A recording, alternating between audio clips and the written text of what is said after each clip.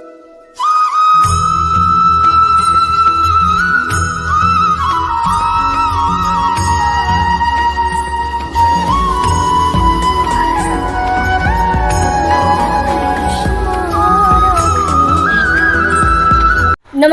सरगम वेला में आप सभी का स्वागत है। आइए सुनते हैं एक गोद भराई गीत। अगर ये गीत आपको पसंद आए तो हमारे चैनल को सब्सक्राइब करें, लाइक करें, ज़्यादा से ज़्यादा शेयर करें, कमेंट करके ज़रूर बताएं गीत आपको कैसा लगा।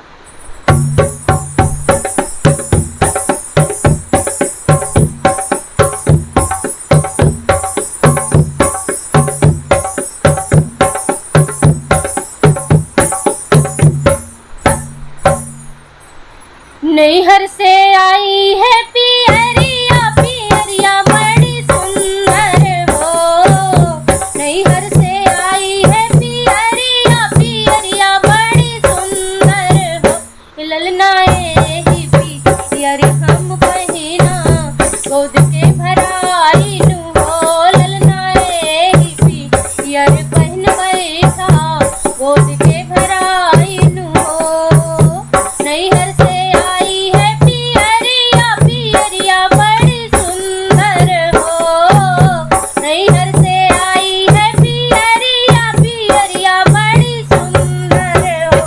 ललना ही पियर पहन बैठा गोद के भराई नु हो। ललना ही पियर पहन बैठा गोद के भराई नु हो।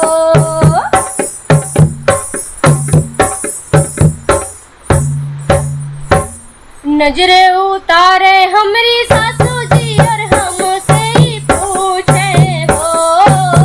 नजरे उतारे बहुआ कौन रंग रेजवा रंगार पियरिया बड़ी सुंदर हो। बहुआ कौन रंग रेजवा रंगार पियरिया बड़ी सुंदर हो। सासू हमरे नगर के रंग रेजवा बाबा के पाला पोसा हो।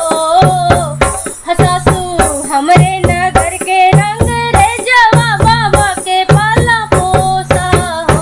सासू ही रंग रेजवा रंगार पियरिया बड़ी सुंदर हो। सासू ही रंग रेजवा रंगार पियरिया बड़ी सुंदर हो। नैहर से आई है पियरिया पियरिया बड़ी सुंदर हो। रामो ही पियर पहन बैठा हम गोद के भराई नु हो।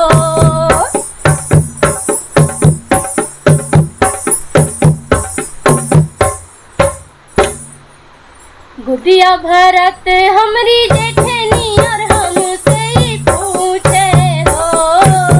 गुदिया भरे हमरी जेठनी और हमसे ही पूछे हो। छुटकी कौन दर्जी छुटकी कौन दर्जी गोटवा लगाए पियरिया बड़ी सुंदर हो। छुटकी कौन दर्जी गोटवा लगाए पियरिया बड़ी सुंदर हो। हमरे नगर के दर्जी भैया के पाला पोसा हो। दीदी हमरे नगर के दर्जी भैया के पाला पोसा हो। दीदी ओही दर्जी दीदी ओही दर्जी गोटवा लगाए पियरिया बड़ी सुंदर हो।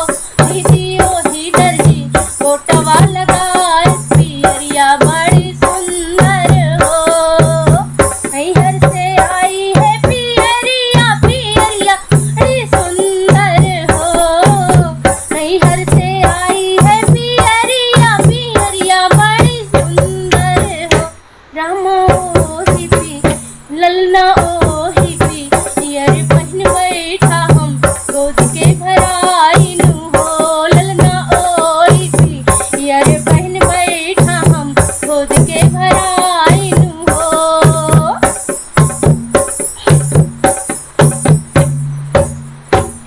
अचला थांबे नाचे है ना नंदिया